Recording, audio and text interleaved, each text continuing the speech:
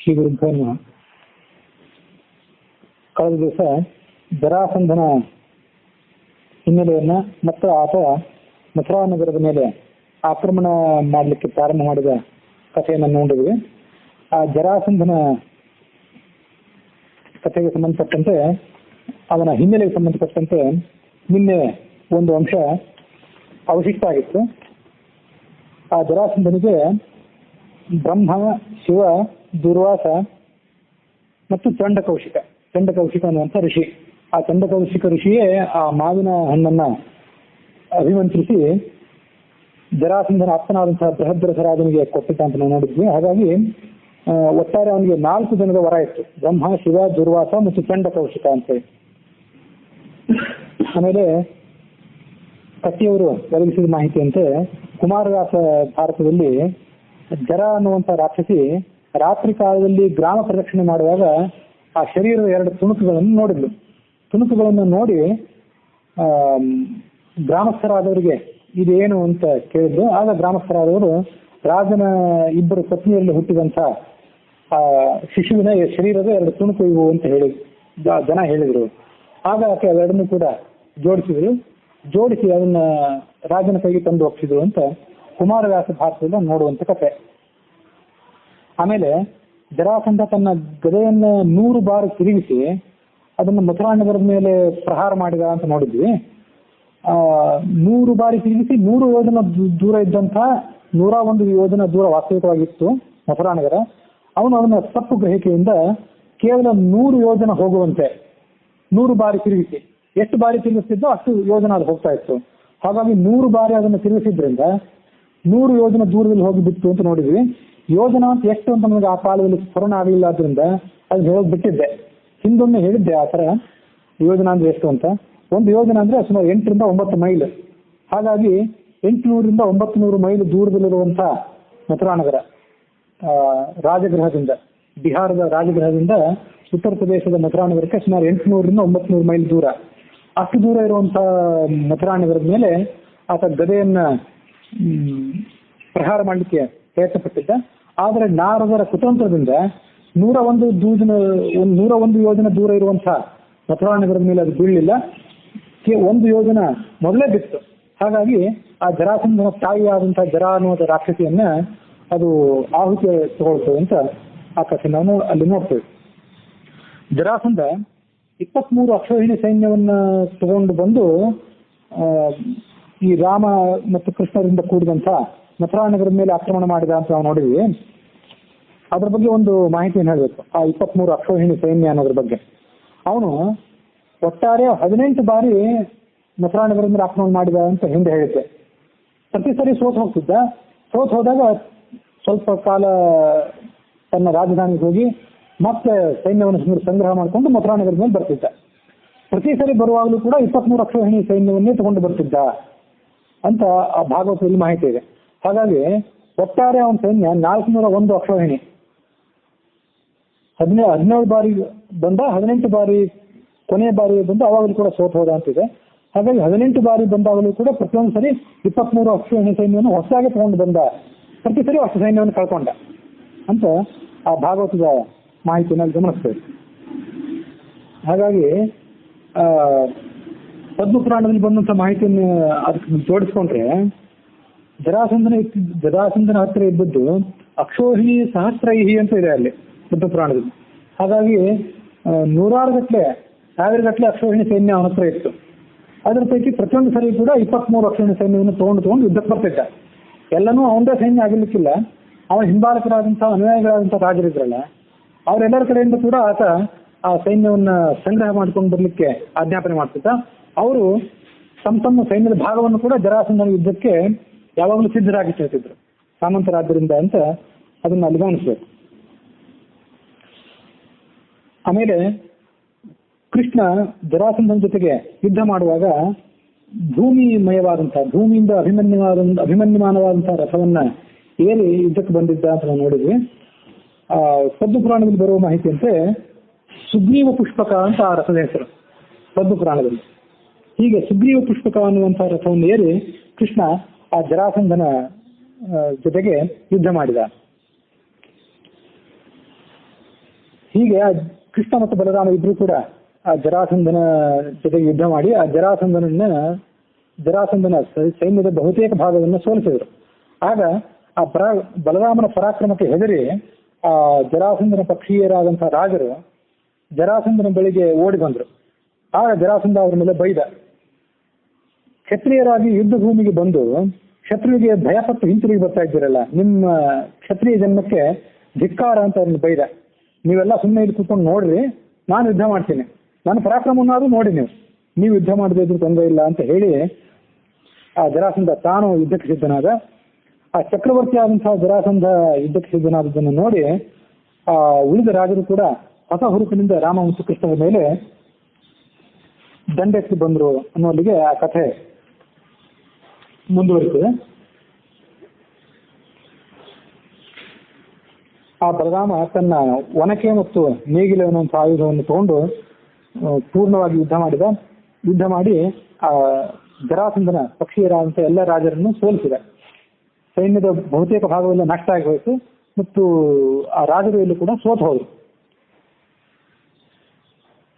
ಈ ಯಾದವ ಪಕ್ಷದಲ್ಲಿ ಶಿನಿ, ಅನಾದೃಷ್ಟಿ, ಬೊಬ್ರು ಅಂದ್ರೆ ಅಕ್ರೂರ, ವಿಪೃಥು, ಆಹುಕ ಇತ್ಯಾದಿಗಳು ಹಿರಿಯ ಯಾದವರು ಏನಿದ್ರಲ್ಲ ಅವರೆಲ್ಲ ಕವಚವನ್ನು ಧರಿಸಿ ಆ ಯುದ್ಧದಲ್ಲಿ ತಮ್ಮ ಪರಾಕ್ರಮವನ್ನು ತೋರಿಸಿದರು. ಜರಾಸಂಧನ ಸೈನ್ಯದಲ್ಲಿ ಶಲ್ಯ ಮತ್ತು ಶಾಲ್ವ ಮೊದಲಾದಂಥ ರಾಜರು ಮಹಾಪರಾಕ್ರಮಿಗಳಾಗಿದ್ರು, ಅವರು ಕೂಡ ಯುದ್ಧ ಮಾಡಿದರು. ಈ ಯುದ್ಧದಲ್ಲಿ ಪ್ರಮುಖವಾದಂಥ ಘಟನೆ ಅಂದ್ರೆ ಜರಾಸಂಧ ಮತ್ತು ಬಲರಾಮನಿಗೆ ನಡೆದಂಥ ಯುದ್ಧ. ಅದು ಈ ಹರಿವಂಶದ ವಿಷ್ಣು ಪರ್ವದ 36ನೇ ಅಧ್ಯಾಯದಲ್ಲಿ ಆ ಕಥೆ ಇದೆ. ರುಕ್ಮಿಯ ಜೊತೆಗೆ ಕೃಷ್ಣ ಯುದ್ಧ ಮಾಡಿದ, ಭೀಷ್ಮಕನ ಜೊತೆಗೆ ಆಹುಕ ಯುದ್ಧ ಮಾಡಿದ, ಕೃತನ ಜೊತೆಗೆ ವಸುದೇವ ಯುದ್ಧ ಮಾಡಿದ, ಅಕ್ರೂರನ ಜೊತೆಗೆ ಕೇಶಿಕ ಯುದ್ಧ ಮಾಡಿದ, ಕೃಷ್ಣನ ತಮ್ಮನಾದಂತಹ ಗದ ಎಂಬಾತನ ಜೊತೆಗೆ ಕೇಜಿರಾಜನಾದಂತಹ ಶಿಶುಪಾಲ ಯುದ್ಧ ಮಾಡಿದ. ಹೀಗೆ ಅವರಲ್ಲಿ ಆ ಯುದ್ಧ ನಡೆಯಿತು. ಕೃಷ್ಣ ರುಕ್ಮಿಯನ್ನ ಕೊಲ್ಲಿಲ್ಲ. ರುಕ್ಮಿ ಕೃಷ್ಣನ ಕೈಯೇ ಸಿಕ್ಕಿ ಬಿದ್ದಿದ್ರು, ಕೊಲ್ಲುವುದು ಸುಲಭ ಆಗಿದ್ರು ಕೂಡ ಆ ರುಕ್ಮಿಯನ್ನ ಕೃಷ್ಣ ಕೊಲ್ಲಿಲ್ಲ ಅಂತ ಆ ಘಟನೆಯಲ್ಲಿದೆ. ಯಾಕೆಂದ್ರೆ ಆತನ ತಂಗಿಯಾದಂತಹ ರುಕ್ಮಿಣಿಯ ಜೊತೆಗೆ ಮುಂದೆ ತನಗೆ ಕಲ್ಯಾಣ ಆಗಬೇಕಾಗಿದೆ ಅನ್ನೋದನ್ನ ಆ ಸಂದರ್ಭದಲ್ಲಿ ನೆನೆಸಿಕೊಂಡು ಕೃಷ್ಣ ರುಕ್ಮಿಯನ್ನು ಕೊಲ್ಲಿಲ್ಲ. ಹಾಗೆ ಅವನು ಸೋಲಿಸಿ ಬಿಟ್ಟುಬಿಟ್ಟ. ಜರಾಸಂಧ ಮತ್ತು ಬಲರಾಮ ಇಬ್ರು ಕೂಡ ಗದಾಯುದ್ಧದಲ್ಲಿ ಆಚಾರ್ಯರು ಅಂತ ಜಗತ್ತಿನ ಪ್ರಸಿದ್ಧರಾಗಿದ್ದರು. ಭೀಮ ದುರ್ಯೋಧನಾದಿಗಳಿಗಿಂತ ಅವರು ಅದಕ್ಕಿಂತ ಮೊದಲು ಶ್ರೇಷ್ಠರಾಗಿದ್ದರು. ಗದಾಯುದ್ಧದ ಆಚಾರ್ಯರು, ಪಂಡಿತರು ಅವರು ಪ್ರಖ್ಯಾತರಾಗಿದ್ದರು. ಅವರಿಬ್ಬರು ಆ ಗದಾಯುದ್ಧವನ್ನು ಮಾಡುವಾಗ ದೇವತೆಗಳು, ಸಿದ್ಧರು, ಮಹರ್ಷಿಗಳು ಎಲ್ಲರೂ ಕೂಡ ಆಕಾಶದಲ್ಲಿ ನೆರೆದು ಅವರು ಯುದ್ಧವನ್ನ ನೋಡ್ಬೇಕು ಅಂತ ಬಂದರು. ಆ ಯುದ್ಧದಲ್ಲಿ ಆ ಬಲರಾಮ ಕ್ರುದ್ಧನಾಗಿ ಇನ್ನು ಬಲರಾಮನನ್ನ ಕೊಂದು ಬಿಡಬೇಕು ಅಂತ ವಿಚಾರ ಮಾಡಿದ. ಯಾಕೆಂದ್ರೆ ಇದೇ ಗದಾಯುದ್ಧವನ್ನು ಮುಂದುವರಿಸೋದಾದ್ರೆ ಈ ಬಲರಾಮನಿಗೆ ಆ ಜರಾಸಂಧನವನ್ನು ಕೊಲ್ಲೋದು ಸಾಧ್ಯ ಆಗ್ತಿದ್ದಿಲ್ಲ. ಹಾಗಾಗಿ ಗದಾಯುದ್ಧವನ್ನು ಪರಿತ್ಯಾಗ ಮಾಡಿದ ಜರಾಸಂಧ. ಈ ಬಲರಾಮ ಪರಿತ್ಯಾಗ ಮಾಡಿ ಒನಕೆಯನ್ನು ಕೈಯಲ್ಲಿ ತಗೊಂಡ, ತನ್ನ ಮುಸಲಾಯುಧವನ್ನ ಒನಕೆಯಲ್ಲಿ ಕೈಯನ್ನು ತಗೊಂಡು ಆ ಜರಾಸಂಧನ ಮೇಲೆ ಪ್ರಹಾರ ಮಾಡಿ ಅವನು ಕೊಂದು ಹಾಕಬೇಕು ಅಂತ ಆಲೋಚನೆ ಮಾಡಿದ. ಹಾಗೆ ಆಲೋಚನೆ ಮಾಡಿದಾಗ ಆಕಾಶದಲ್ಲಿ ಒಂದು ಅಶರೀರವಾಣಿ ಆಯಿತು. ಅಶರೀರವಾಣಿಯಾಗಿ ಆ ಜರಾಸಂಧನಿಗೆ ಎಚ್ಚರಿಕೆ ಕೊಟ್ಟು, ನತ್ವಯ ರಾಮ ವಧ್ವೋಯಂ ಅಲಂ ಖೇದೇನ ಮಾನದ ವಿಜಿತೋಸ್ಯ ಮಯಾ ಮೃತ್ಯು ತಸ್ಮಾತ್ ಸಾಧು ವಿಪಾರಮ. ಈ ಜರಾಸಂಧನ ವಧೆ ಯಾರಿಂದ ಆಗಬೇಕಾಗಿದೆ ಅಂತ ಅನ್ನೋದಕ್ಕೆ ಅದಕ್ಕೊಂದು ಪ್ರತ್ಯೇಕ ಹಿನ್ನೆಲೆಯೇ ಇದೆ. ಅದಕ್ಕೊಬ್ಬ ಪ್ರತ್ಯೇಕ ವ್ಯಕ್ತಿನೇ ನೇಮಿತ ಆಗಿದ್ದಾನೆ. ಹಾಗಾಗಿ ಆ ಜರಾಸಂಧನನ್ನು ನೀನೀಗ ಕೊಲ್ಬೇಡ, ಅವನನ್ನು ಬಿಟ್ಟು ಬಿಡುವಂತ ಆ ಒಂದು ಆಕಾಶವಾಣಿ ಬಲರಾಮನಿಗೆ ಎಚ್ಚರಿಕೆ ಹೇಳಿತು. ಹೀಗೆ ಹೇಳಿದಾಗ ಬಲರಾಮ ಯುದ್ಧದಿಂದ ಹಿಂದೆ ಸರಿದಿರುತ್ತ ಮತ್ತು ಜರಾಸಂಧನಿಗೆ ತನ್ನನ್ನು ಕೊಲ್ಲುವಂಥವನು ಎಲ್ಲೋ ಒಬ್ಬ ಇದ್ದಾನೆ ಅಂತ ವಾಣಿಯನ್ನು ಕೇಳಿ ಉತ್ಸಾಹ ಉಡುಗಿ ಹೋಯಿತು. ಅವರಿಬ್ಬರು ಕೂಡ ಯುದ್ಧದಿಂದ ಪರಾಂಗಮುಖರಾದರು. ಹೀಗೆ ಆ ಯಾದವರೆಲ್ಲರೂ ಕೂಡ ಅಲ್ಲಿ ಯುದ್ಧದಲ್ಲಿ ಗೆದ್ದರು. ಅನೇಕ ಬಾರಿ ಅವರು ಯುದ್ಧಕ್ಕೆ ಬಂದರೂ ಕೂಡ, ಒಟ್ಟು 17 ಬಾರಿ ಜರಾಸಂಧ ಯುದ್ಧಕ್ಕೆ ಬಂದರೂ ಕೂಡ ಒಂದು ಸಾರಿಯೂ ಆ ಜರಾಸಂಧನಿಗೆ ಯಾದವರನ್ನು ಗೆಲ್ಲಿಕ್ಕಾಗಲಿಲ್ಲ. ಪ್ರತಿ ಬಾರಿ 23 ಅಕ್ಷೋಹಿಣಿ ಸೈನ್ಯ ತಗೊಂಡು ಬರ್ತಿದ್ದ, ಆದ್ರೂ ಸೋತು ಹೋಗ್ತಿದ್ದ. ಈ ಕಡೆ ಯಾದವರ ಪರಿಸ್ಥಿತಿ ಏನಿತ್ತಂದ್ರೆ ಅವರು ಕೂಡ ಜರಾಸಂಧನಿಗೆ ಸದೃಶವಾದಂತಹ ಪರಾಕ್ರಮಿಗಳಾಗಿದ್ರು ಅವ್ರ ಸೈನ್ಯ ಕಡಿಮೆ ಇತ್ತು. ಆದರೆ ಅವರು ಈ ತಮ್ಮ ಅಲ್ಪವಾದಂತಹ ಸೈನ್ಯದ ಸಹಾಯದಿಂದ ಜರಾಸಂಧನನ್ನ ಪ್ರತಿ ಬಾರಿಯೂ ಕೂಡ ಸೋಲಿಸ್ತಿದ್ರು. ಆದರೆ ಜರಾಸಂಧನನ್ನು ಮಾತ್ರ ಕೊಲ್ಲಿಕ್ಕಾಗಲಿಲ್ಲ ಅವರಿಗೆ. ಜರಾಸಂಧನ ಸೈನ್ಯವನ್ನು ಸಂಪೂರ್ಣವಾಗಿ ನಾಶ ಮಾಡಿದ್ರು, ಅದು ಅವನನ್ನು ಮಾತ್ರ ಕೊಲ್ಲಿಕ್ಕಾಗಲಿಲ್ಲ ಅನ್ನುವಲ್ಲಿಗೆ ಆ 36ನೇ ಅಧ್ಯಾಯ ಹರಿವಂಶದಲ್ಲಿ ಮುಕ್ತಾಯವಾಗಿದೆ. ಆಮೇಲೆ ಭಾಗವತದಲ್ಲಿ ನಾವು ಆ ಯುದ್ಧದ ಘಟನೆಯನ್ನು ಗಮನಿಸ್ತೀವಿ. ಗರುಡಧ್ವಜನಾದಂತಹ ಕೃಷ್ಣ ಮತ್ತು ತಾಲಧ್ವಜನಾದಂತಹ ಬಲರಾಮ ಇವರಿಬ್ಬರು ಕೂಡ ಅಲ್ಲಿ ಯುದ್ಧ ಮಾಡಿದ್ರು. ಅವರು ಯುದ್ಧವನ್ನು ನೋಡಬೇಕು ಅಂತ ಹೇಳಿ ಮಥುರಾ ನಗರದ ಸ್ತ್ರೀ ಪುರುಷರೆಲ್ಲರೂ ಉಪ್ಪರಿಗೆ ಮೇಲೆ ನಿಂತಿದ್ರು, ಸ್ಪರ್ಧೆಯನ್ನು ನೋಡುವಂತ ಕುತೂಹಲ ಇದ್ದವರಂತೆ. ಹೀಗೆ ಅವರೆಲ್ಲರೂ ಯುದ್ಧ ಮಾಡಿದ್ರು. ಜರಾಸಂಧನ ಸೈನ್ಯದ ವೀರರು ಈ ಕೃಷ್ಣ ಮತ್ತು ಬಲರಾಮರನ್ನ ತಮ್ಮ ಆಯುಧಗಳಿಂದ ಮುಚ್ಚಿ ಹಾಕಿದಾಗ ಕ್ಷಣಕಾಲ ಈ ಸ್ತ್ರೀ ಪುರುಷರಿಗೆ ಆತಂಕ ಆಯಿತು. ಆದರೆ ಆ ಬಲರಾಮ ಮತ್ತು ಕೃಷ್ಣ ಇಬ್ಬರು ಕೂಡ ಆ ಆತಂಕವನ್ನೆಲ್ಲ ಪರಿಹರಿಸಿಕೊಂಡು ಆ ಜರಾಸಂಧನನ್ನು ಸೋಲಿಸಿದರು. 23 ಅಕ್ಷೋಹಿಣಿ ಸೈನ್ಯವೆಲ್ಲವೂ ನಾಶ ಆಗಿ ಹೋಯಿತು. ಜರಾಸಂಧನ ರಥವೂ ಹಾಳಾಗಿ ಹೋಯಿತು, ಅವನ ಸಾರಥಿ ಹಾಳಾಗಿ ಹೋದ. ಕೊನೆಗೆ ಜರಾಸಂಧನಿಗೆ ಉಳಿದದ್ದೇನೆಂದ್ರೆ ಅವರ ಪ್ರಾಣ ಮಾತ್ರ. ಪ್ರಾಣ ಒಂದು ಉಳಿದಿತ್ತೆ ಹೊರತು ಇನ್ನೇನೂ ಉಳಿದಿರಲಿಲ್ಲ. ಅದಂತೆ ಶಿಶುಪಾಲಾದಿಗಳು ಕೂಡ ಅವರು ಆವಾಗ ಸಾಯುವಂತಿರಲಿಲ್ಲ, ಅವರಿಗೆ ಸಾಯುವ ಸಮಯ ಬೇರೆ ಇತ್ತು. ಹಾಗಾಗಿ ಅವರು ಕೂಡ ಎಲ್ಲರೂ ಸೋತು ಬಸ ಉಳಿದಿದ್ರು, ಆದರೆ ಇನ್ನೂ ಸತ್ತಿರಲಿಲ್ಲ. ಆ ಸಂದರ್ಭದಲ್ಲಿ ಆ ಬಲರಾಮ ಜರಾಸಂಧನ ಸಮೀಪ ಬಂದು ಅವನನ್ನ ಕಟ್ಟಿ ಹಾಕಬೇಕು ಅಂತ ಪ್ರಯತ್ನ ಪಟ್ಟ. ಮಾನುಷ ಪಾಶಗಳಿಂದ ಮತ್ತು ವರುಣ ಪಾಶಗಳಿಂದ ಬಲರಾಮ ಜರಾಸಂಧನನ್ನು ಕಟ್ಟಿದ ಅಂತ. ಮಾನುಷ ಪಾಶಗಳು ಅಂದ್ರೆ ನಮ್ಮಲ್ಲಿ ದೊರೆಯುವಂತಹ ಹಗ್ಗಗಳು ಇತ್ಯಾದಿ. ಸೋದೋದವನಾದ್ರಿಂದ ಹಗ್ಗಗಳಿಂದ ಕಟ್ಟಬೇಕಂತ. ಆ ಮನುಷ್ಯನ ಪಾಶಗಳನ್ನು ಹೇಗಾದ್ರೂ ನಾವು ಬಿಡಿಸ್ಕೊಳ್ಬಹುದು. ಆದ್ರೆ ವರುಣ ಪಾಶ ಅಂತ ಏನಿದೆಯಲ್ಲ, ಅದು ವರುಣನ ಆಯುಧವೇ ಪಾಶಾಯುಧ. ಇಂದ್ರನ ಆಯುಧ ವಜ್ರಾಯುಧ, ಯಮನ ಆಯುಧ ಗದೆ ಅಂತ ಹೀಗೆಲ್ಲ ಏನಿದೆಯಲ್ಲ, ಹಾಗೆ ವರುಣನ ಆಯುಧ ಪಾಶ ಅಂತ. ಪ್ರಚೇತಾಹ ವರುಣ ಪಾಶಿ ಅಂತ ವರುಣನ ಕರೀತಾರೆ. ಆ ವರುಣನ ಪಾಶಾಯುಧ, ವರುಣನ ಆರಾಧನೆ ಮಾಡಿದವರಿಗೆ ಆ ಪಾಶಾಯುಧವೂ ಕೂಡ ದೊರೆಯುವಂಥದ್ದು. ಶಿವನನ್ನ ಆರಾಧನೆ ಮಾಡಿದವರಿಗೆ ಪಾಶುಪತಾಸ್ತ್ರ ಹೇಗೆ ಸಿಗ್ತದಲ್ಲ ಹಾಗೆ ಅಂತ ವರುಣನ ಪಾಶ ಬಲರಾಮನ ಬಳಿ ಇತ್ತು. ಆತ ಮಾನುಷ ಪಾಶಗಳಿಂದ ಮತ್ತು ವಾರುಣ ಪಾಶಗಳಿಂದ ಬಲರಾಮ ಜರಾಸಂಧನನ್ನ ಬಂಧಿಸಲಿಕ್ಕೆ ಪ್ರಯತ್ನ ಪಡ್ತಿದ್ದ. ಆದ್ರೆ ಕೃಷ್ಣ ಅವನನ್ನು ತಡೆದ. ಈ ಸದ್ಯ ಆ ಜರಾಸಂಧನನ್ನು ಕಟ್ಟಬೇಡ, ಅವನನ್ನು ಬಂಧಿಸೋದು ಬೇಡ, ಬಂಧಿಸಿ ನಾವು ನಮ್ಮ ಮಥುರಾ ನಗರಕ್ಕೆ ತಂದು ಅವನನ್ನು ಬಂದಿಯಾಗಿಡೋದು ಬೇಡ, ಅದಕ್ಕೊಂದು ಸಮಯ ಇದೆ ಇನ್ನೂ ಕೂಡ. ಈಗ ಅವನನ್ನು ಬಿಟ್ಟುಬಿಡು, ಅವನು ಹೋಗಿ ಬರಲಿ. ಮತ್ತಷ್ಟು ಅಕ್ಷೋಹಿಣಿ ಸೈನ್ಯಗಳನ್ನ ಆತ ಸಂಗ್ರಹ ಮಾಡಿಕೊಂಡು ಇಲ್ಲಿಗೆ ಬರಲಿ, ಅವನು ನಾವು ಸಂಗ್ರಹ ಮಾಡೋಣ. ಅದೆಲ್ಲ ಕಾರ್ಯ ಬಾಕಿ ಇರೋದ್ರಿಂದ ಅವನನ್ನು ನಾವು ಇಲ್ಲಿ ಬಂದಿಯನ್ನಾಗಿ ಇಟ್ಕೊಳ್ಳೋದು ಬೇಡ ಅಂತ, ಜರಾಸಂಧನನ್ನ ಬಂದಿ ಮಾಡಬೇಡ ಅಂತ ಕೃಷ್ಣ ಈ ಬಲರಾಮನಿಗೆ ಸೂಚನೆ ಕೊಟ್ಟ. ಈ ಭಾಗವತಕ್ಕೂ ಹರಿವಂಶಕ್ಕೂ ಇರುವಂತ ವ್ಯತ್ಯಾಸ ಇದೆ. ಹರಿವಂಶದಲ್ಲಿ ಬಂದಂತೆ ಅಶರೀರವಾಣಿ ಆಯ್ತು, ಭಾಗವತದಲ್ಲಿ ಬಂದಂತೆ ಸ್ವಯಂ ಕೃಷ್ಣನೇ ಹೇಳಿದ. ಪದ್ಮಪುರಾಣದಲ್ಲಿ ಕೂಡ ಸ್ವಯಂ ಕೃಷ್ಣನೇ ಬಲರಾಮನನ್ನು ತಡೆದ, ಅವನನ್ನು ಕೊಲ್ಲಬೇಡ ಈಗ ಅಂತ. ಜರಾಸಂಧನಿಗೆ ಎಷ್ಟು ಸಂಕಟ ಆಗಿತ್ತಂದ್ರೆ, ಸೋಲಿನಿಂದ ಬಹಳ ನಾಚಿಕೆ ಆಯ್ತು ಅವನಿಗೆ. ಯಾರಿಗೂ ಸೋತವನಲ್ಲ, ಅವನು ಯಾರಿಗೂ ಮಣದವನೇ ಅಲ್ಲ. ರಾಮಕೃಷ್ಣಗಿದ್ರು ಅವನನ್ನ ಬಂಧು ಮುಕ್ತರನ್ನಾಗಿ ಮಾಡಿಕೊಳ್ಳಿ ಅವನು ಮತ್ತಷ್ಟು ನಾಚಿಕೆ ಆಯ್ತು ಅವನಿಗೆ. ಶತ್ರುಗಳ ಕೈಯಲ್ಲಿ ಸೋತು ಹೋಗ್ಬಿಟ್ರೆ ಅದೇ ಕ್ಷಣದಲ್ಲಿ, ಸೋತು ಸತ್ತು ಹೋಗ್ಬಿಟ್ರೆ ಅವಮಾನ ಪಡ್ಲಿಕ್ಕೆ ಯಾರೋ ಅವನೇ ಇರೋದಿಲ್ಲ ಅಲ್ಲಿ. ಆಗ ಅವನನ್ನು ಬಿಟ್ಟಿದ್ರಿಂದ, ಹೋಗ್ಲಿ ಬದುಕಲಿ ಅಂತ ಬಿಟ್ಟಿದ್ರಿಂದ ಮತ್ತಷ್ಟು ನಾಚಿಕೆ ಆಯ್ತು. ಕೊನೆಗೆ ಅವನಿಗೆ ಏನಾಯ್ತು ಅಂದ್ರೆ, ಯಾರಿಗೂ ಮುಖ ತೋರಿಸದೆ ತಪಸ್ಸು ಮಾಡಬೇಕು ಅಂತ ಕಾಡಿಗೆ ಹೋಗಿಬಿಡ್ಬೇಕು ಅಂತ ಆಲೋಚನೆ ಮಾಡಿದ.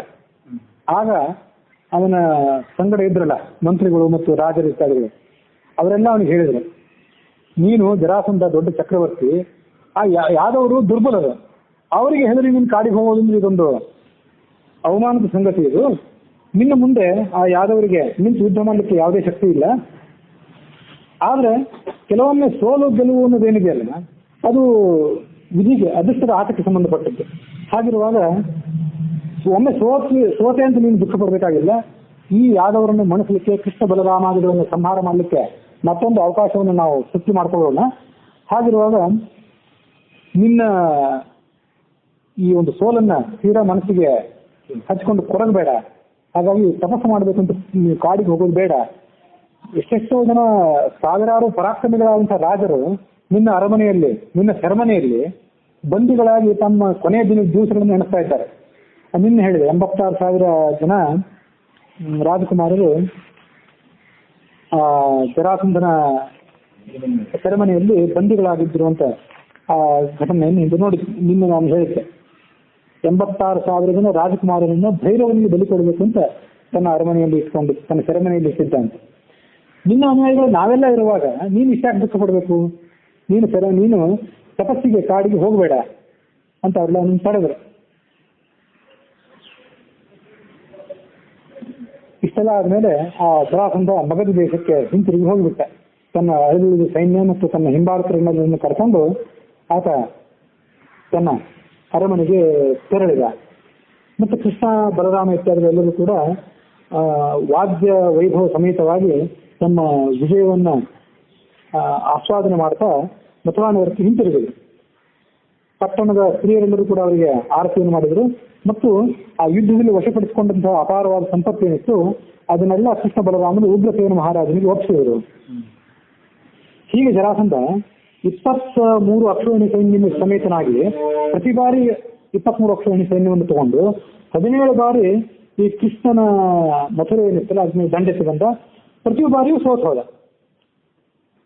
ಪ್ರತಿ ಬಾರಿಯೂ ಸೋತು ಕೃಷ್ಣನಿಂದ ತಿರಸ್ಕೃತನಾಗಿ ಆತ ಮತ್ತೆ ತನ್ನ ರಾಜಧಾನಿ ಆದಂತಹ ಮಗಧ ರಾಜ್ಯಕ್ಕೆ ಹೊರಟು ಹೋಗ್ತಿದ್ದ. ಇನ್ನ 18ನೇ ಬಾರಿ ಯುದ್ಧಕ್ಕೆ ತಯಾರಾಗಿದ್ದ ಜರಾಸಂಧ. ಆ ತಯಾರಂತ ಸಂದರ್ಭದಲ್ಲಿ ಒಂದು ಬೇರೆ ಘಟನೆ ನಡೀತು. 17 ಬಾರಿ ಯುದ್ಧ ಮುಗಿದಿತ್ತು. 18ನೇ ಬಾರಿಯೂ ಕೂಡ ಅವನು ಸೋತ. ಆದ್ರೆ 18ನೇ ಬಾರಿ ಅವನು ಯುದ್ಧಕ್ಕೆ ಬರೋದಕ್ಕಿಂತ ಮೊದಲು ಕಾಲಯವನ ಅಂತ ಒಬ್ಬ ರಾಕ್ಷಸ ಇದ್ನಲ್ಲ, ಹಿಂದೆ ಅವನ ಘಟನೆಯನ್ನು ನಾನು ಹೇಳಿದ್ದೆ. ಆ ಕಾಲಯವನ ಅನ್ನುವಂಥ ರಾಕ್ಷಸ ನನಗೆ ಸಮಾನವಾದಂತಹ ಪರಾಕ್ರಮಗಳು ಜಗತ್ತಿನಲ್ಲಿ ಯಾರಾದ್ರೂ ಇದ್ದಾರಾ ಅಂತ ಆಲೋಚನೆ ಮಾಡ್ತಾ ಎಲ್ಲಾ ಕಡೆ ಸಂಚಾರ ಮಾಡ್ತಿದ್ದ. ನಾರದರು ಅವನಿಗೆ ಹೇಳಿದ್ರು, ನಿನ್ನನ್ನು ಎದುರಿಸಿ ಯಾರು ಯುದ್ಧ ಮಾಡೋರಾದ್ರೆ ಕೃಷ್ಣ ಬಲರಾಮ ಸಾತ್ಯಕಿ ಅಕ್ರೂರ ಮೊದಲಾದಂತಹ ಯಾದವರು ಏನಿರ್ತಾರಲ್ಲ ಅವರೇ ನಿನಗೆ ಸರಿಸಾಟಿದರು. ಹೋಗೋದಾದ್ರೆ ಅಲ್ಲಿ ಹೋಗು, ಅವ್ರು ಇದ್ರು ನಿನ್ನ ಜೊತೆ ಯುದ್ಧ ಮಾಡ್ತಾರೆ ಅಂತ ಹೇಳಿದ್ರು. ಅವನು ಅವ್ರನ್ನು ಈ ಯಾದವರು ಎಲ್ಲಿದ್ದಾರೆ ಅಂತ ನೋಡುದ್ರ ಸಲುವಾಗಿ ಆತ ತನ್ನ 3 ಕೋಟಿ ಮೇನ್ಸ್ ಸೈನಿಕರು, ವೈದಿಕರಲ್ಲ, ಅವ್ರು ಯಾರು ವೈದಿಕ ಧರ್ಮಾನುಯಾಯಿಗಳಲ್ಲ, ಸನಾತನ ಭಾರತದ ಧರ್ಮಾನುಯಾಯಿಗಳಲ್ಲ, ಅವೈದಿಕವಾದಂತಹ ಮೇನ್ಸ್ ಧರ್ಮವನ್ನು ಅನುಸರಿಸುವಂತಹ 3 ಕೋಟಿ ಸೈನಿಕರೊಡನೆ ಆತ ಮಥುರಾ ನಗರಕ್ಕೆ ಮುತ್ತಿಗೆ ಹಾಕಿದ. ಮಥುರಾ ನಗರಕ್ಕೆ ಮುತ್ತಿಗೆ ಹಾಕಿದಾಗ ಕೃಷ್ಣ ಬಲರಾಮ ಇತ್ಯಾದಿಗಳು ಪರಸ್ಪರ ಆಲೋಚನೆ ಮಾಡಿದ್ರು ಅನ್ನೋದಿಗೆ ಆ ಭಾಗವತದ ಕಥೆಯನ್ನು ನಾವು ನಿಲ್ಲಿಸ್ತೀವಿ. ಈ ತಾತ್ಪರ್ಯ ನಿರ್ಣಯದಲ್ಲಿ ಬರುವಂತಹ ಕಥೆಯನ್ನು ನಾವು ಗಮನಿಸಬೇಕು. ಅದರ ಮಧ್ಯದಲ್ಲಿ ಕೃಷ್ಣ ಮತ್ತು ಬಲರಾಮ ಇಬ್ರು ಕೂಡ ಈ ಜರಾಸಂಧನ ಸೈನ್ಯದ ಮೇಲೆ ಆಕ್ರಮಣ ಮಾಡಿದ್ರು. ಜರಾಸಂಧ ಮೊದಲು ವಿಂದ ಅನುವಿಂದ ಅನ್ನುವರನ್ನ ವಿಂದ ಅನುವಿಂದ ಅನ್ನುವರನ್ನ ದೂತರನ್ನಾಗಿ ಕಳಿಸಿದ್ದ ಕೃಷ್ಣನ ಕಡೆ. ಅವರಿಬ್ರು ಕೂಡ ಜರಾಸಂಧನ ಸಂದೇಶವನ್ನ, ವ್ಯಂಗ್ಯ ಹಾಸ್ಯ ಆಕ್ಷೇಪ ಭರಿತವಾದಂತಹ ಜರಾಸಂಧನ ಸಂದೇಶವನ್ನ ತಗೊಂಡು ಅವರು ಕೃಷ್ಣನ ಕಡೆ ಬಂದಿದ್ರು. ಕೃಷ್ಣ ಆ ಸಂದೇಶವನ್ನು ತಿರಸ್ಕಾರ ಮಾಡಿ ಯುದ್ಧಕ್ಕೆ ಸಿದ್ಧನಾದ. ಯುದ್ಧಕ್ಕೆ ಸಿದ್ಧನಾದ ಮೇಲೆ ಕೃಷ್ಣ ಉಗ್ರಸೇನನ್ನ ತನ್ನ ಮುಂದೆ ಇಟ್ಕೊಂಡು ತಾನು ಯುದ್ಧಕ್ಕೆ ಬಂದ ಅಂತ ಕಥೆ ಇದೆ ತಾತ್ಪರ್ಯ ನಿರ್ಣಯದಲ್ಲಿ. ಆ ಜರಾಸಂಧ ಉಗ್ರಸೇನನ್ನು ನೋಡಿ ಕೋಪದಿಂದ ಮೈಗೆ ನಡಿಲಿಕ್ಕೆ ಶುರುವಾಯ್ತು ಅವನಿಗೆ. ಆ ಉಗ್ರಸೇನನ್ನು ಬೈದ, ನೀನು ನಿನ್ನ ಮಗನನ್ನ ಹತ್ಯೆ ಮಾಡಿಸಿ ಈ ಯದುವಂಶದ ಮಥುರಾ ನಗರದ ಸಿಂಹಾಸನವನ್ನು ಏರಿಸಿ ನಿನ್ನಂತ ತುಚ್ಛ ಮನುಷ್ಯನ ಜೊತೆಗೆ ನಾನು ಯುದ್ಧ ಮಾಡೋದಿಲ್ಲ, ದೂರ ಸರಿ ಅಂತ ಆ ಜರಾಸಂಧ ಉಗ್ರಸೇನನ್ನ ತಿರಸ್ಕಾರ ಮಾಡಿದ. ಹೀಗೆ ಆ ಉಗ್ರಸೇನ ಮತ್ತು ಬಲರಾಮರ ನಡುವೆ ಯುದ್ಧ ನಡೆದಾಗ ಆ ಕೃಷ್ಣನ ರಥವನ್ನು ಎದುರಿಸಬೇಕು ಅಂತ ಹೇಳಿ ಶಿಶುಪಾಲ ಮತ್ತು ಪೌಂಡ್ರಕ ವಾಸುದೇವ ಮೊದಲಾದಂತಹ ರಾಜರೇನಿದ್ರು ಅವರೆಲ್ಲರೂ ಕೃಷ್ಣನ ಮೇಲೆ ದಂಡೆತ್ತಿ ಹೋದ್ರು. ಕೃಷ್ಣ ಜರಾಸಂಧನ ಜೊತೆಗೆ ಯುದ್ಧ ಮಾಡಿ ಆ ಜರಾಸಂಧನ ಸಾರಥಿಯನ್ನು, ರಥ, ಕುದುರೆ ಎಲ್ಲವನ್ನು ಕೂಡ ಧ್ವಂಸ ಮಾಡಿದ. ಅವನ ಛತ್ರ, ಧ್ವಜ, ಆ ಧ್ವಜವನ್ನು ನಾಶ ಮಾಡೋದ್ರಿಂದ, ಧ್ವಜವನ್ನು ಕಳ್ಕೊಳ್ಳೋದು ಅಂದ್ರೆ ಶತ್ರುವಿಗೆ ದೊಡ್ಡ ಅವಮಾನದ ಸಂಗತಿ. ಹೀಗೆ ಅದೆಲ್ಲವನ್ನು ಕೂಡ ಅವನು ಕಳ್ಕೊಂಡ. ಜರಾಸಂಧನನ್ನು ಕೊಲ್ಲೋದು ಸುಲಭವಾಗಿದ್ರು ಕೂಡ ಆತ ಕೊಲ್ಲಿಲ್ಲ ಈ ಕೃಷ್ಣ. ಯಾಕಂದ್ರೆ ಮುಂದೆ ಅವನಿಗೆ ಸಾಯುವ ಸಮಯ ಇದೆ ಅಂತ ಹೇಳಿ. ಶಿಶುಪಾಲ, ಪೌಂಡ್ರಕ, ಕೀಚಕ, ಶಲ್ಯ, ಸಾಲ್ವ, ಈ ಏಕಲವ್ಯ ಮೊದಲಾದ ಪರಾಕ್ರಮಿಗಳೇನಿದ್ರು ಅವರೆಲ್ಲರನ್ನು ಕೂಡ ರಸರಹಿತರನ್ನಾಗಿ ಮಾಡಿದ ಕೃಷ್ಣ. ಹಂಸ, ಡಿಜಿಕ, ರುಕ್ಮಿ, ಬಾಲ್ಹಿಕ, ಭಗದತ್ತ ಮೊದಲಾದವರು ಕೂಡ ಕೃಷ್ಣನ ಬಾಣಗಳ ಏಟು ತಿಂದು ಪಲಾಯನ ಮಾಡಿದ್ರು. ಜರಾಸಂಧ ಮತ್ತೊಂದು ರಥವನ್ನು ಏರಿ ಬಲರಾಮನ ಜೊತೆಗೆ ಯುದ್ಧ ಮಾಡಿದ. ಅವರಿಬ್ರು ಕೂಡ ಗದಾಯುದ್ಧದಲ್ಲಿ ಯುದ್ಧ ಮಾಡಿದರು. ಹಿಂದೆ ನಾವು ಈ ಹರಿವಂಶದಲ್ಲಿ ಬಂದ ಮಾಹಿತಿಯನ್ನು ನೋಡಿದಂತೆ ಕೊನೆಗೆ ಅದೆಲ್ಲವನ್ನು ಬಿಟ್ಟು ಮುಷ್ಟಿ ಯುದ್ಧ ಮಾಡಿದರು. ಇಬ್ರು ಕೂಡ ವಜ್ರಕ್ಕೆ ಸಮಾನರಾದವರು, ವಜ್ರದ ಬೆಟ್ಟ ಇದ್ದಂತೆ ಇಬ್ರು ಕೂಡ, ಬಲರಾಮ ಮತ್ತು ಜರಾಸಂಧ ಇಬ್ರು ಕೂಡ ದೀರ್ಘವಾದಂತಹ ಯುದ್ಧ ಮಾಡಿದ್ರು. ಜರಾಸಂಧ ಇನ್ನೂ ಸೋತಿಲ್ಲ, ಉಳಿದೆಲ್ಲ ರಾಜರು ಸೋತು ಹೋಗಿದ್ರು ಕೂಡ ಜರಾಸಂಧ ಸೋತಿರ್ಲಿಲ್ಲ. ಅದನ್ನು ನೋಡಿ ಬಲರಾಮ ತನ್ನ ಮೂಲ ರೂಪವನ್ನು ಸ್ಮರಣೆ ಮಾಡಿಕೊಂಡು ಮತ್ತಷ್ಟು ಬಲವನ್ನು ತನ್ನ ಮೈಯಲ್ಲಿ ಆವಾಹನ ಮಾಡಿ ಆ ಮುಷ್ಟಿ ಯುದ್ಧವನ್ನು ನಿಲ್ಲಿಸಿ ತನ್ನ ಕೈಯಲ್ಲಿ ಒನಕೆ ತಗೊಂಡು ಆ ಬಲರಾಮ ಆ ಜರಾಸಂಧನ ತಲೆಗೆ ಏಟು ಹೊಡೆದಾಗ ಜರಾಸಂಧ ಮೂರ್ಛೆ ಹೋಗಿಬಿಟ್ಟ. ಬಲರಾಮ ಅವನನ್ನ ಸೆರೆ ಹಿಡಿದ್ಬಿಟ್ಟ. ಆಗ ಏಕಲವ್ಯ ಅಲ್ಲಿಗೆ ಬಂದ. ಏಕಲವ್ಯ ಅಂತ ಜರಾಸಂಧನ ಪಕ್ಷದವನಿದ್ನಲ್ಲ, ಅವನು ಅಲ್ಲಿಗೆ ಯುದ್ಧ ಮಾಡ್ಲಿಕ್ಕೆ ಬಂದ. ಕೃಷ್ಣ ಈ ಏಕಲವ್ಯ ತಮಗೆ ಸರಿಸಾಟಿ ಅಲ್ಲ ಅಂತ ಆಲೋಚನೆ ಮಾಡಿದ. ಈ ಭಯಶೀಲನಾದವನು ಈ ಏಕಲವ್ಯ ಅಂತ ಕ್ಷುದ್ರ ಮನುಷ್ಯನ ಜೊತೆಗೆ ತಾನು ಯುದ್ಧ ಮಾಡೋದು ಬೇಡ ಅಂತ ಹೇಳಿ ಕೃಷ್ಣ ಒಂದು ತಂತ್ರವನ್ನು ಮಾಡಿದ ಅಂತ ಈ ತಾತ್ಪರ್ಯದಿಂದ ನಡೆದಿದೆ. ಅದೇನೆಂದ್ರೆ, ಕೃಷ್ಣ ತನ್ನ ಶರೀರದಿಂದ ಪ್ರದ್ಯುಮ್ನನ್ನು ಸೃಷ್ಟಿ ಮಾಡಿದ. ಕೃಷ್ಣನಿಗೆ ಇನ್ನೂ ಮದುವೆ ಆಗಿರಲಿಲ್ಲ. ಕೃಷ್ಣ ರುಕ್ಮಿಣಿಯನ್ನು ಮದುವೆ ಆದ್ಮೇಲೆ ಸ್ವಯಂ ಮನ್ಮಥನ ಅವತಾರನಾದಂತಹ ಪ್ರದ್ಯುಮ್ನ ಕೃಷ್ಣನಿಗೆ ಮಗ ಆಗಿ ಜನಿಸಬೇಕು ಮುಂದೆ. ಆದರೆ ಈಗ ಕೃಷ್ಣ ಏನ್ ಮಾಡಿದ ಅಂದ್ರೆ, ತನ್ನ ಮಗನಾದಂತಹ ಪ್ರದ್ಯುಮ್ನನ್ನ, ಮಗನಾದಂತಹ ಮನ್ಮಥನನ್ನ ಪ್ರದ್ಯುಮ್ನನ್ನಾಗಿ ತತ್ಕಾಲದಲ್ಲಿ ಹುಟ್ಟಿಸಿದೆ, ಯುದ್ಧದ ಉದ್ದೇಶ ಪೂರ್ತಿಯಾಗುವ ಸಲುವಾಗಿ. ಹೀಗೆ ಹುಟ್ಟಿಸಿ ಆ ಪ್ರದ್ಯುಮ್ನ ಮತ್ತು ಏಕಲವ್ಯರ ನಡುವೆ ಯುದ್ಧ ಆಗುವಂತೆ ಏರ್ಪಾಡು ಮಾಡಿದ. ಏಕಲವ್ಯ ಮತ್ತು ಪ್ರದ್ಯುಮ್ನ ಇವರಿಬ್ರು ಕೂಡ ದೀರ್ಘವಾಗಿ ಯುದ್ಧ ಮಾಡಿದ್ರು. ಯುದ್ಧ ಮಾಡಿ ಆ ಪ್ರದ್ಯುಮ್ನ ಏಕಲವ್ಯನನ್ನ ನಿರಾಯುಧನನ್ನಾಗಿ ಮಾಡಿದ. ಈ ಏಕಲವ್ಯ ಯಾರು ಅದನ್ನಷ್ಟು ನಾವು ಗಮನಿಸಬೇಕು. ಕ್ರೋಧವಶ ಅಂತ ಒಂದು ರಾಕ್ಷಸರ ಗುಂಪು ಸಮುದ್ರದಲ್ಲಿ ಅಸೌ ಕತೂನ್ ಕ್ರೋಧವಶಾನ್ ಜಘಾನ ಅಂತ ಭೀಮಸೇನ ವರ್ಣನೆ ಮಾಡ್ತಾರೆ. ಕ್ರೋಧವಶರು ಅಂತ ಒಂದು ರಾಕ್ಷಸರ ಗುಂಪು. ಈ ಭೀಮ ದ್ರೌಪದಿ ಸಲುವಾಗಿ ಸೌಗಂಧಿಕಾ ಪುಷ್ಪವನ್ನು ತರಬೇಕು ಅಂತ ಹೋಗಿದ್ನಲ್ಲ, ಆಗ ಆ ಕುಬೇರನ ಲೋಕದ ಸಮೀಪದಲ್ಲೆಲ್ಲೋ ಆ ಕ್ರೋಧವಶರಿಗೂ ಮತ್ತು ಅವನಿಗೂ ಯುದ್ಧ ಆಯಿತು. ಭೀಮ ಕ್ರೋಧವಶರನ್ನ ಮಣಿಸಿ ಅವರ ನಾಯಕನಾದಂಥ ಈ ಮಣಿಮಾನ್, ಅವನೇ ಏಕಲವ್ಯ. ಮಣಿಮಾನ್ ಅಂತ ಒಬ್ಬ ರಾಕ್ಷಸ. ಆ ಮಣಿಮಾನ್ ಅನ್ನುವಂಥ ರಾಕ್ಷಸನ ಅವತಾರವಾದಂಥ ಆ ಮಣಿಮಾನ್ ರಾಕ್ಷಸನನ್ನು ಅಲ್ಲಿ ಕೊಂದಿದ್ದ ಭೀಮ. ಆ ಮಣಿಮಾನ್ ರಾಕ್ಷಸನೇ ಈಗ ಭೂಲೋಕದಲ್ಲಿ ಹುಟ್ಟಿ ಬೇಡನಾಗಿದ್ದ. ಅಲ್ಲಿ ಒಂದು ವ್ಯತ್ಯಾಸ, ಈ ಭಾಗವತದಲ್ಲಿ ಮತ್ತು ಮಹಾಭಾರತದಲ್ಲಿ ಬರುವಂತ ಅವನು ಬೇಡನಾಗಿದ್ದ. ಹಿರಣ್ಯ ಧನುಷ್ ಅಂತ ಅವರ ಅಪ್ಪನ ಹೆಸರು. ಆ ಬೇಡನವನ ಮಗ ಆಗಿದ್ದ ಅಂತ ಇಲ್ಲಿ ಕಥೆ ಇದೆ. ಆದ್ರೆ ಇದೇ ಹರಿವಂಶದಲ್ಲಿ ಹಿಂದೊಂದು ಬೇಡವನ್ನ ಮಾಹಿತಿ ಬಂದಿತ್ತು, ಅದನ್ನ ಗಮನಿಸ್ಬೇಕು. ಅವನು ಹುಟ್ಟಾ ಬೇಡನಾಗಿರ್ಲಿಲ್ಲ. ಮೂಲತಃ ಅವನು ಒಬ್ಬ ಕ್ಷತ್ರಿಯನ ಮಗನೇ. ಕರ್ಣ ಹೇಗೆ ಕ್ಷತ್ರಿಯನೇ ಆದ್ರೂ ಕೂಡ ಪರಿತ್ಯಕ್ತನಾಗಿ ಸೂತರ ಮನೆಯಲ್ಲಿ ಬೆಳೆದಿದ್ನಲ್ಲ, ಹಾಗೆ ಅವನು ಕೂಡ ಹುಟ್ಟ ಕ್ಷತ್ರಿಯನೇ. ಆದ್ರೆ ಯಾವುದೋ ಕಾರಣದಿಂದಾಗಿ ಅವನ ದುರ್ನಡತೆಯಿಂದ ಇರಬೇಕು ಬಹುಶಃ. ಅವರಪ್ಪ ಸ್ಥಿತಿಗೆದ್ದು ಅವನನ್ನು ಪರಿತ್ಯಾಗ ಮಾಡಿಬಿಟ್ಟಿದ್ದ. ಹೀಗೆ ಪರಿತ್ಯಾಗ ಮಾಡಿದ್ದರಿಂದ ಆತ ಈ ಬೇಡದವರ ಮನೆಯಲ್ಲಿ ಬೆಳೆದಿದ್ದರಿಂದ ಅವನು ಬೇಡನಾಗಿದ್ದ ಅಂತ ಹರಿವಂಶದ ಮಾಹಿತಿ. ನಿವೃತ್ತ ಶತ್ರುಂ ಶತ್ರುಘ್ನಂ ದೇವಶ್ರವ ವಿಜಾಯತ ದೇವಶ್ರವ ಪ್ರಜಾತಸ್ಸು ನೈಷಾದಿರ್ಯ ಪ್ರತಿಷ್ಠಿತಃ ಏಕಲವ್ಯೋ ಮಹಾರಾಜ ನಿಷಾದೈಃ ಪರಿವರ್ತಿತಃ. ಹರಿವಂಶದ ಪೂರ್ವಾರ್ಧದ ಅಂದ್ರೆ ಹರಿವಂಶ ಪರ್ವದ 34ನೇ ಅಧ್ಯಾಯದಲ್ಲಿ 32ನೇ ಶ್ಲೋಕದಲ್ಲಿ ಬರುವಂತ ಮಾಹಿತಿ ಅದು. ವಸುದೇವನ ತಮ್ಮ ಒಬ್ಬ ದೇವಶ್ರವ ಅಂತ ಇದ್ದ. ಆ ದೇವಶ್ರವ ಅವನಿಗೆ ಶತ್ರುಘ್ನ ಅನ್ನೋ ಹೆಸರಿನಿಂದ ಒಬ್ಬ ಮಗ ಹುಟ್ಟಿದ ದೇವಶ್ರವನಿಗೆ. ಆ ಶತ್ರುಘ್ನ ಅನ್ನೋ ಮಗನನ್ನ ದೇವಶ್ರವ ಪರಿತ್ಯಾಗ ಮಾಡಿಬಿಟ್ಟಿದ್ದ. ಹೀಗೆ ಪರಿತ್ಯಾಗ ಮಾಡಿದ್ರಿಂದ ಅವನು ಕಾಡಿಗೆ ಹೋಗಿ ಹಿರಣ್ಯ ಧನುಷ್ ಅನ್ನುವಂಥ ಬೇಡನ ಸಾಕು ಮಗನಾಗಿ ಬೆಳೆದಿದ್ದ. ಅವನೇ ಏಕಲವ್ಯ ಅಂತ ಹೆಸರಿನಿಂದ ಬೆಳೆದಿದ್ದ. ಲೋಕದ ಕಣ್ಣಿಗೆ ಮಾತ್ರ ಅವನು ಬೇಡದವನೇ ಆಗಿದ್ದ. ಆದ್ರೆ ಯಾವ ಜಾತಿಯವನಾಗಿದ್ದು ಅವನು ಸಜ್ಜನನಾಗಿದ್ರೆ ಅದೆಲ್ಲ ಕ್ಷಮೆಗೆ ಯೋಗ್ಯ ಆಗ್ತಿತ್ತು. ಆದ್ರೆ ದುಷ್ಟನಾಗಿದ್ದ, ಜರಾಸಂಧನ ಪಕ್ಷದಲ್ಲಿ ನಿಂತು ಕೃಷ್ಣ ಅರ್ಜುನ ಇತ್ಯಾದಿಗಳನ್ನ ದ್ವೇಷ ಮಾಡ್ತಿದ್ದ. ಈ ಘಟನೆ ನಾವು ಗಮನಿಸಬೇಕು. ಈ ಘಟನೆಯನ್ನು ಯಾವುದಕ್ಕೆ ಹಿನ್ನೆಲೆ ಗಮನಿಸಬೇಕಂದ್ರೆ, ಅರ್ಜುನ ಮೊದಲಾದಂಥ ಕೌರವ ಪಾಂಡವ ರಾಜಕುಮಾರರು ದ್ರೋಣನ ಬಳಿ ಅಸ್ತ್ರ ವಿದ್ಯಾಭ್ಯಾಸ ಮಾಡಿದ್ರಲ್ಲ. ಅಸ್ತ್ರ ವಿದ್ಯಾಭ್ಯಾಸ ಮಾಡಿದಾಗ ಈ ಏಕಲವ್ಯನು ಕೂಡ ಅಲ್ಲಿ ಶಸ್ತ್ರಾಭ್ಯಾಸ ಮಾಡ್ಲಿಕ್ಕೆ ಬಂದಿದ್ದಾಗ ಅವನಿಗೆ ಆಗಲಿಲ್ಲ. ಬೇಡನ ಮಗ ಆದ್ರಿಂದ ದ್ರೋಣ ಅವನಿಗೆ ಶಿಕ್ಷಣ ಕೊಟ್ಟಿರಲಿಲ್ಲ ಅಂತಿದೆ. ಆ ಏಕಲವ್ಯ ತಾನು ಕಾಡಿಗೆ ಹೋಗಿ ದ್ರೋಣನ ಮೂರ್ತಿ ಒಂದು ಸ್ಥಾಪನೆ ಮಾಡಿ ಅದ್ರ ಎದುರಿಗೆ ನಿಂತು ಸ್ವಯಂ ಶಸ್ತ್ರಾಭ್ಯಾಸ ಮಾಡಿದ್ದ.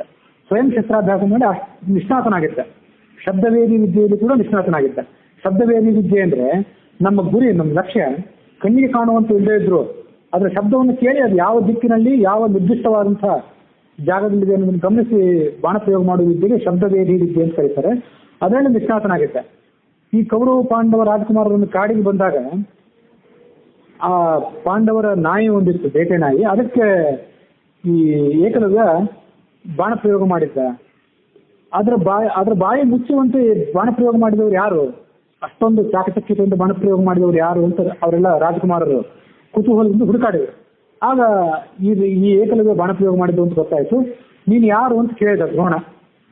ನಾನು ಹಿರಣ್ಯಧನುಷ್ಯನ ಮಗ, ನಿಮ್ಮ ಶಿಷ್ಯ ಅಂತ ತನ್ನ ಕಥೆಯನ್ನೆಲ್ಲ ಹೇಳ್ಕೊಂಡ. ನನ್ನ ಶಿಷ್ಯನಾದ್ರೆ ನನಗೆ ನೀನು ಗುರುದಕ್ಷಿಣೆ ಕೊಟ್ಟಿದ್ಯಾ ಅಂತ ಅವ್ರು ಕೇಳಿದರು. ನೀವು ಈಗ ಕೇಳಿದ್ರೆ ಕೊಡ್ತೇನೆ, ಇಲ್ಲಿ ತನಕ ನಿಮಗೆ ಗುರುದಕ್ಷಿಣೆಯನ್ನು ಕೊಡುವಂತ ಸಂದರ್ಭ ನನಗೆ ಬಂದಿರಲಿಲ್ಲ, ಹಾಗಾಗಿ ನಿಮಗೆ ಗುರುದಕ್ಷಿಣೆ ಅಪೇಕ್ಷೆ ಇದ್ರೆ ನಾನು ಈಗ ಕೊಡ್ತೀನಿ ಅಂತಂದ. ಹಾಗಾಗಿ ನಿನ್ನ ಬಲಗೈ ಹೆಬ್ಬೆರಳನ್ನು ಕೊಡು ಅಂತ ಅವ್ರು ಕೇಳಿದರು. ಅವನು ಹಿಂದೆ ಮುಂದೆ ನೋಡಿದ್ರೆ ತನ್ನ ಬಲಗೈ ಹೆಬ್ಬೆರಳನ್ನು ಕತ್ತರಿಸಿ ಕೊಟ್ಟು ಬಿಟ್ಟ ಅಂತ ಆ ಕಥೆಯಲ್ಲಿದೆ.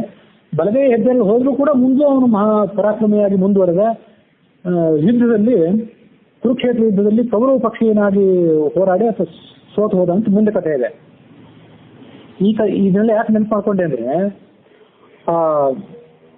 ದ್ರೋಣ, ಬ್ರಾಹ್ಮಣನಾದಂತಹ ದ್ರೋಣ ಬೇಡರ ಅಂದ್ರೆ ಕೀಳು ಜಾತಿಯಲ್ಲಿ ಹುಟ್ಟಿದಂತ ಆ ಬೇಡರವನ ಏಳಿಗೆಯನ್ನು ಸಹಿಸದೆ ಅವನ ಹೆಬ್ಬೆರಳನ್ನ ಗುರುದಕ್ಷಿಣೆಯನ್ನಾಗಿ ತಗೊಂಡು ಅವನನ್ನ ತುಳಿದ, ಶೋಷಣೆ ಮಾಡಿದ, ದಲಿತರು ಶೋಷಣೆ ಮಾಡಿದ.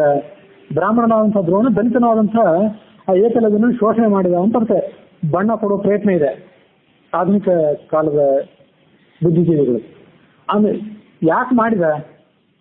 ಕೇವಲ ಗುರುದಕ್ಷಿಣೆ ಅವನಿಗೆ ಬೇಕಾಗಿರ್ಲಿಲ್ಲ, ಕೇವಲ ಅರ್ಜುನನ ಏಳಿಗೆಯನ್ನ ಸಾಧಿಸ್ಕೊಳ್ಬೇಕಾಗಿತ್ತು, ಆ ಏಕಲವ್ಯನ ಅಭಿವೃದ್ಧಿಯನ್ನ ತಡೆ ಹಿಡಿಬೇಕಾಗಿತ್ತು. ಇದಷ್ಟೇ ಅಲ್ಲಿ ಉದ್ದೇಶ ಆಗಿರ್ಲಿಲ್ಲ. ಆ ಏಕಲವ್ಯ ದುಷ್ಟ ಆಗಿದ್ದು ಆದ್ರಿಂದ ಅವನ ದುಷ್ಟ ಉದ್ದೇಶಗಳನ್ನ ತಡೆ ಹಿಡಿಬೇಕಾಗಿತ್ತು. ಈ ಉದ್ದೇಶಕ್ಕಾಗಿ ದ್ರೋಣ ಅದೆಲ್ಲವನ್ನು ತಿಳಿದು ಅವನನ್ನ ನಿಗ್ರಹ ಮಾಡಿದ ಅಂತ ಅದನ್ನ ಅರ್ಥ ಮಾಡ್ಕೋಬೇಕೆ ಹೊರತು, ಬ್ರಾಹ್ಮಣನಾದಂತಹ ಗುರುವಾದಂತಹ ದ್ರೋಣ ದಲಿತ ಜಾತಿಗೆ ಸೇರಿದಂತಹ ಏಕಲವ್ಯನನ್ನ ಮೆಚ್ಚಿದ ಅಂತ ಅದನ್ನ ಈ ಸಂಗತಿಯನ್ನು ಅರ್ಥ ಮಾಡಬಾರದು ಅಂತ ಆ ಹಿನ್ನೆಲೆಯನ್ನು ತಿಳ್ಕೊಂಡು ಅರ್ಥ ಆಗ್ತದೆ. ಅದಕ್ಕಾಗಿ ಈ ಕಥೆಯನ್ನು ಹೇಳಬೇಕಾಯ್ತು. ಆತ ದುಷ್ಟ ಆದ್ರಿಂದ ಮೊದಲಿಂದಲೂ ದುಷ್ಟನೇ ಆಗಿದ್ದ ಅವನು. ಈ ಸಂದರ್ಭದಲ್ಲಿ ಮಾತ್ರ ದುಷ್ಟ ಆಗಿದ್ದಲ್ಲ, ಮೊದಲಿಂದಲೂ ದುಷ್ಟನೇ ಆಗಿದ್ದ. ಅವನ ಹಿನ್ನೆಲೆ ಅವನೊಬ್ಬ ರಾಕ್ಷಸನಾಗಿದ್ದರಿಂದ ದುಷ್ಟನಾಗಿದ್ದ ಅಂತ ಆ ಹಿನ್ನೆಲೆಯನ್ನು ನೋಡ್ಕೊಳ್ಳೋದು. ಹಾಗಾಗಿ ದೇವದ್ವೇಷಿ ಆದ್ರಿಂದ ದುಷ್ಟನಾಗಿದ್ದ ಆದ್ರಿಂದ ಅವನನ್ನ ದ್ರೋಣ ಗುರು ನಿಗ್ರಹಿಸಬೇಕಾಯಿತು. ಹೀಗೆ ಅವನ ಆ ಹಿನ್ನೆಲೆಯನ್ನ ನಾವು ಗಮನಿಸಬೇಕು. ಹೀಗೆ ಏಕಲವ್ಯ ಇಲ್ಲಿ ಬಂದಿದ್ನಲ್ಲ, ಆತ ಪ್ರದ್ಯುಮ್ನ ಜೊತೆಗೆ ಯುದ್ಧ ಮಾಡಿ ಸೋತ್ ಹೋದ. ಪ್ರದ್ಯುಮ್ನ ಸಂಗಡ ಯುದ್ಧ ಮಾಡಿ ಆತ ಸೋತ ಮೇಲೆ ಅಲ್ಲಿಗೆ ಪ್ರದ್ಯುಮ್ನ ಕೆಲಸ ಮುಗೀತು. ಕೃಷ್ಣ ಕೂಡಲೇ ಪ್ರದ್ಯುಮ್ನ ತನ್ನ ಒಳಗೆ ತಗೊಂಡ್ಬಿಟ್ಟ. ಕೃಷ್ಣನ ಮದುವೆ ಆಗೋಕ್ಕಿಂತ ಮೊದಲು ಪ್ರದ್ಯುಮ್ನ ಕಾಣೋದು ಅದೊಂದೇ ಸಂದರ್ಭದಲ್ಲಿ. ಮುಂದೆ ಕೃಷ್ಣನ ರುಕ್ಮಿಣಿ ವಿವಾಹ ಆದ ಮೇಲೆ ಆ ಪ್ರದ್ಯುಮ್ನ ರುಕ್ಮಿಣಿಯ ಉದರದಲ್ಲಿ ಜನಿಸಿದ ಮೇಲೆ ಹರಿವಂಶ ಭಾಗವತಾರದಲ್ಲಿ ಆ ಪ್ರದ್ಯುಮ್ನ ಪಾತ್ರ ಮುಂದುವರಿತು. ಜರಾಸಂಧನ ಸೈನ್ಯವನ್ನೆಲ್ಲ ನಿರ್ನಾಮ ಮಾಡಿ ಮತ್ತಷ್ಟು ಸೈನ್ಯ ಆತ ತಗೊಂಡು ಬರಲಿ ಅಂತ ಕೃಷ್ಣ ಬಲರಾಮರು ಅವನನ್ನು ಬಿಟ್ಟು ಬಿಟ್ರು.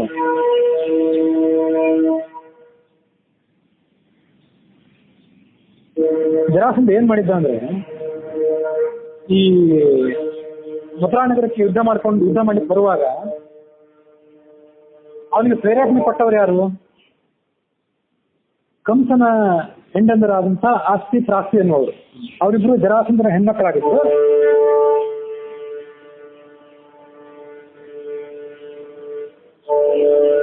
ತನ್ನ ಅಳಿಯನಾದಂತಹ ಕಂಸನನ್ನ ಕೃಷ್ಣ ಕೊಂದಾಗ ಆ ಆಸ್ತಿ ಪ್ರಾಸ್ತಿ ಅನ್ನೋರಿಬ್ರು ತಂದೆಯಾದಂತಹ ಜರಾಸಂಧನ ಬಳಿಗೆ ಬಂದು ದೂರು ಕೊಟ್ಟಿದ್ರು. ಆ ದೂರು ಕೊಟ್ಟಾಗ ಕೃಷ್ಣ ಏನ್ ಮಾಡಿದ್ದ ಅಂದ್ರೆ, ಈ ಜರಾಸಂಧ ಏನ್ ಮಾಡಿದ್ದ ಅಂದ್ರೆ, ನೀವು ಆಲೋಚನೆ ಮಾಡಬೇಡಿ, ಕಂಸನ ಮಗ ಏನಿದ್ದಾನಲ್ಲ ಅಂದ್ರೆ ನಿಮ್ಮೊಳಗೆ ಜನಿಸಿದಂತಹ ಕಂಸನ ಮಗ, ಅವನಿಗೆ ನಾನು ಕೃಷ್ಣ ಬಲರಾಮಾದಿಗಳನ್ನು ಕೊಂದು ಉಗ್ರ ಸೇನಾದಿಗಳನ್ನು ಕೊಂದು ಕಂಸನ ಮಗನಿಗೆ ಪಟ್ಟಾಭಿಷೇಕ ಮಾಡ್ತೀನಿ. ಅಂತ ಜರಾಸಂಧ ಅಲ್ಲೇ ಶಪಥ ಮಾಡಿದ್ದ. ಶಪಥ ಮಾಡಿ ತನ್ನ ರಾಜ್ಯದ ರಾಜಧಾನಿಯಲ್ಲೇ ಕಂಸನ ಮಗ ಈಗ ರಾಜ ಆದ ಅಂತ ತಿಳ್ಕೊಳ್ಳಿ, ಮಥುರಾನಗರದಲ್ಲಿ ಅವನಿಗೆ ಪಟ್ಟಾಭಿಷೇಕ ಬೇಡ, ಈಗಲೇ ಪಟ್ಟಾಭಿಷೇಕ ಮಾಡ್ತೀನಿ ಅಂತ ಆಲೋಚನೆ ಮಾಡಿ ಕಂಸನ ಮಗನಿಗೆ, ಆ ಆಸ್ತಿ ಪಾಸ್ತಿ ಅವರಲ್ಲಿ ಹುಟ್ಟಿದಂಥ ಕಂಸನ ಮಗನಿಗೆ ಪಟ್ಟಾಭಿಷೇಕ ಮಾಡಿ ಯುದ್ಧಕ್ಕೆ ಬಂದಿದ್ದ. ಕಂಸನ ಮಗನನ್ನೇ ಮುಂದಿಟ್ಕೊಂಡು ಜರಾಸಂಧ ಯುದ್ಧ ಮಾಡಿದ್ದ. ಅದಕ್ಕೆ ಪ್ರತಿಯಾಗಿ ಅಂದ್ರೆ ಕಂಸನ ದೃಷ್ಟಿಯ ಈ ಜರಾಸಂಧನ ದೃಷ್ಟಿಯಲ್ಲಿ ಕಂಸನ ಮಗನೇ ಅಂದ್ರೆ ಅಸ್ಥಿಪ್ರಾಸ್ತಿಗಳ ಮಗ ಏನಿದ್ನಲ್ಲ ಅಂದ್ರೆ ಜರಾಸಂಧನ ಮೊಮ್ಮಗ, ಆತನೇ ಮಥುರಾನಗರಕ್ಕೆ ಮುಂದಿನ ರಾಜ. ಇದು ಜರಾಸಂಧನ ದೃಷ್ಟಿ. ಕೃಷ್ಣ ಏನ್ ಮಾಡಿದ ಅಂದ್ರೆ ನಿನ್ನ ಮೊಮ್ಮಗ ಮುಂದಿನ ರಾಜ ಅಲ್ಲ, ಉಗ್ರಸೇನೇ ಮುಂದಿನ ರಾಜ ಮುಂದುವರಿತಾನೆ ಅಂತ ಸೂಚನೆ ಮಾಡೋದಕ್ಕಾಗಿ ಉಗ್ರಸೇನನ್ನು ತಾನು ಮುಂದಿಟ್ಕೊಂಡು ಯುದ್ಧ ಮಾಡಿದ್ದ. ಅದನ್ನ ಹಿಂದೆ ನೋಡಿದ್ವಿ. ಇದು ಕೃಷ್ಣ ಆ ತಂತ್ರವನ್ನ ಅನುಸರಣೆ ಮಾಡಿದ್ದ. ಜರಾಸಂಧನನ್ನ ಹೋರಾಟ ಮಾಡಿ ಜರಾಸಂಧನನ್ನು ಸೋಲಿಸಿದ್ರಿಂದ ಈ ಜರಾಸಂಧನಿಗೆ ದೊಡ್ಡ ಅವಮಾನ ಆಯಿತು. ಆತ ಆ ಮಗುವನ್ನೇ ಮುಂದೆ ಮಾಡಿಕೊಂಡು ತನ್ನ ಮಗದ ರಾಜ್ಯದ ರಾಜಧಾನಿಗೆ ಹೊರಟು ಹೋದ. ಬ್ರಹ್ಮ ರುದ್ರ ಮೊದಲಾದಂಥ ದೇವತೆಗಳು, ಇಂದ್ರಾದಿ ದೇವತೆಗಳು ಆ ಕೃಷ್ಣನ ವಿಜಯವನ್ನ ಶ್ಲಾಘನೆ ಮಾಡಿ ಪ್ರಶಂಸೆ ಮಾಡಿದರು.